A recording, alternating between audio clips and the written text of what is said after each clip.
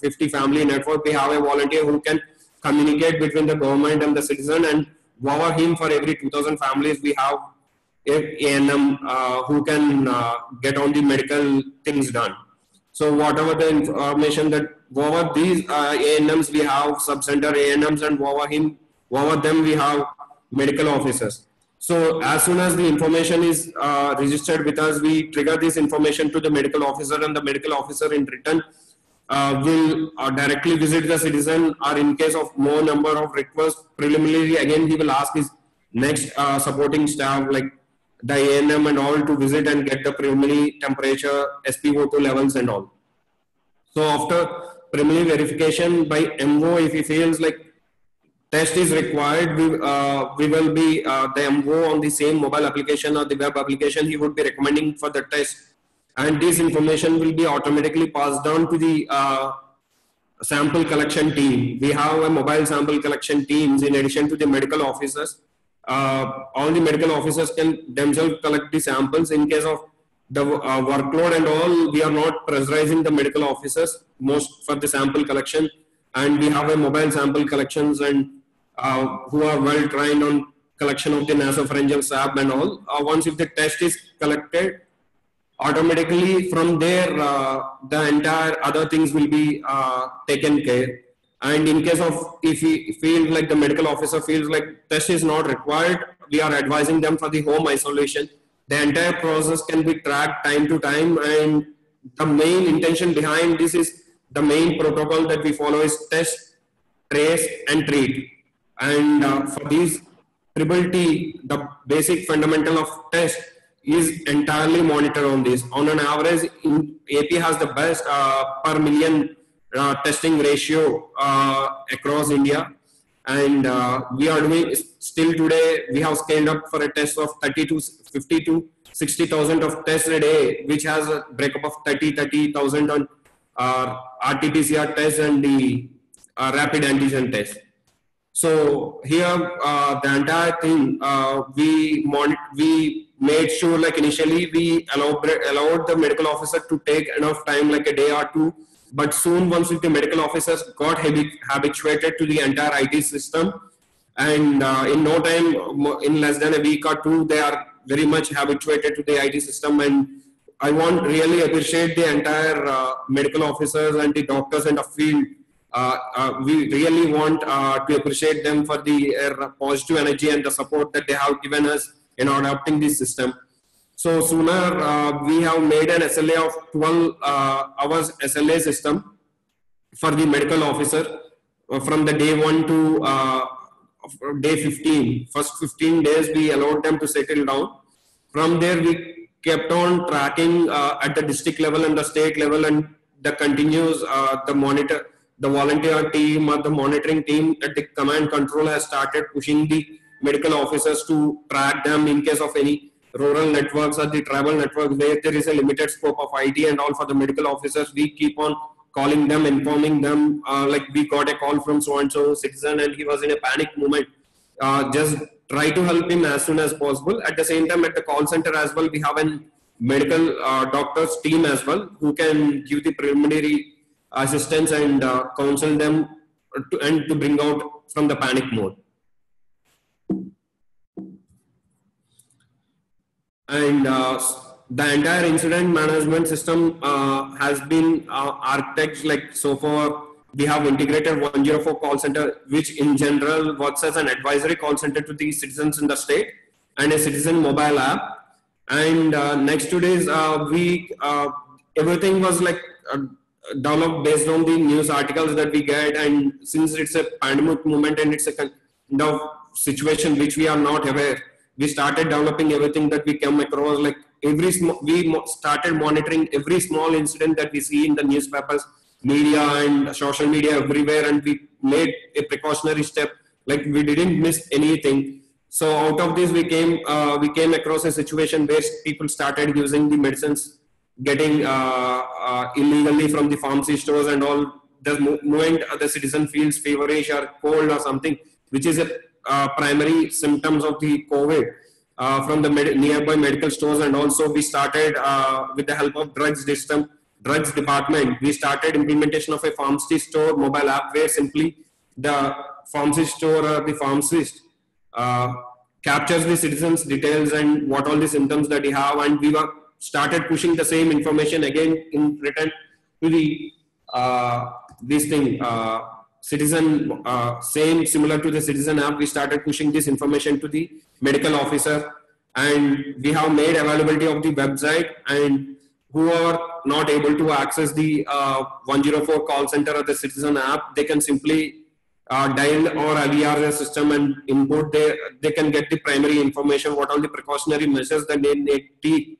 We have both the systems in the IVRs. We have information. Sorry for interruption. Since you have 2 minutes left, please conclude. I'll wrap up quickly. Thanks for the information. In addition to the information system, they can report us on the symptomatic neighborhood, and they can inform us any social distancing violations in their neighborhood. And we would be pushing these informations to the law and order police department. And next to that, they can give us the self-assessment on the IVR as well. And next to this, we have a state COVID-19 call center where the people get the information and feed on our system. We have emails, like we have a volunteer team who has keep on tracking the emails.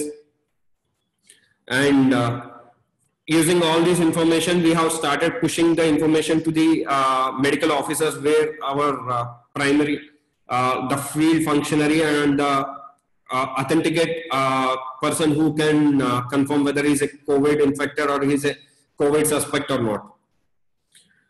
We have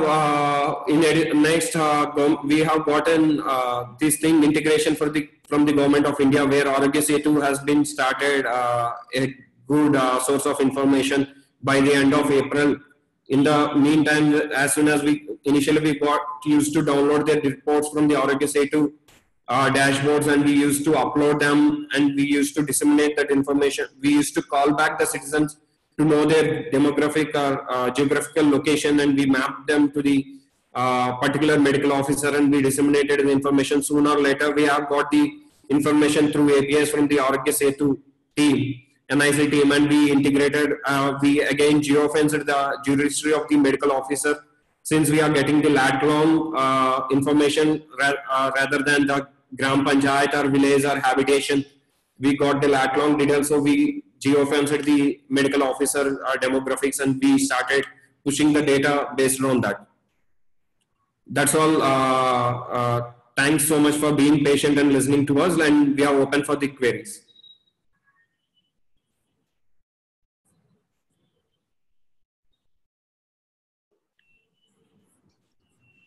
Thank you for the presentation.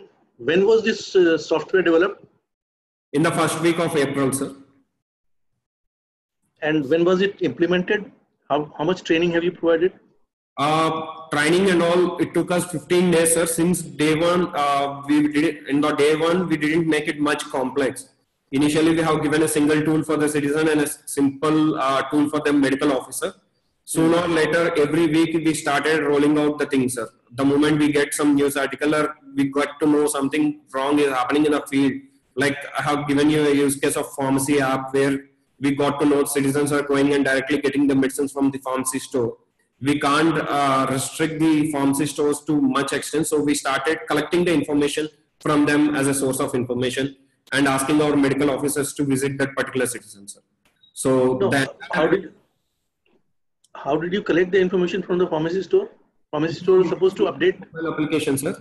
It's a simple one-page mobile application where they can just feed on the citizen information like his name, age, gender, and the symptoms that he was taking, the medicines that he is buying, and his demographic details like district, mandal, secretariat. We have the secretariat system which really helped us in many things, right? Like getting the assistance of the ANM or getting citizens mapped to the medical officer. Okay, so could you assess the impact of this software? Yes, sir. Or is it too early for that? It really helped us a lot, sir, because we could identify thousands of symptomatic citizens who didn't approach us directly because of most of the citizens that we found is like they are a bit worried to get tested because like initially there was a phobia in the citizens saying like we will be capturing them if we feel symptomatic, we'll placing in the quarantine, or if he feels if he is a COVID patient, the entire social phobia, like entire his neighborhood will take a different note on him and all. So most of the citizens, as even though we have multiple channels of we tried to be more friendly with the citizens, but due to the phobia and all, citizens felt panic and they didn't approach us. So we used all this private health clinic information and all this pharmacy information to know the citizen, and we asked our invoice to be on a positive note and try to like give a counseling or moral support to the citizens. Sir. Okay. Thank you. So yes, sir. Thank you, sir. So any questions from our participants or Mr. Sharma? Do you have any questions? Mr. Tejas, you may stop sharing your screen. Yeah. Thank you so much.